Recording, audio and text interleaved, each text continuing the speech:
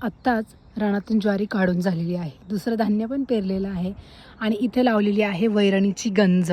बऱ्याच बहुधा लोकांना माहीत नसेल, पण जे शेतकरी लोक आहेत त्यांना नक्की माहिती असेल ह्याला वैरणीची गंज का म्हणतात.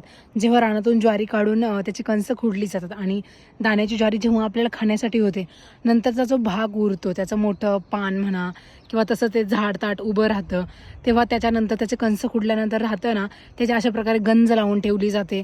उन्हाळ्यामध्ये जेव्हा जनावरांना खायला काय नसतं तेव्हा हीच गंज वापरतात आणि पावसाळ्यात पाऊस झाल्यानंतर एवढंच की झाकून ठेवतात. ही गंज वर्षभर राहते आणि ह्या गंजाचा असा एक उपयोग आहे की ती जनावरांना टाकल्यानंतर दूध जे हिरवं खाल्ल्यानंतर पातळ येतं ना, गंज किंवा हे वैरण जेव्हा आपण जनावरांना टाकतो ना, तेव्हा दूध हे खूप घट्ट प्रकारे आणि चांगलं येतं, म्हणून अवश्य टाकलं जातं. आता ह्या म्हशी खायला गेल्यात, जेव्हा त्यांना संध्याकाळी खायला नसेल तेव्हा एकच ऑप्शन असतो वैरण. पण शेतकऱ्याला अजून एका गोष्टीची भीती असते, कुणी याला काडी लावली तर राख व्हायला पण वेळ लागत नाही.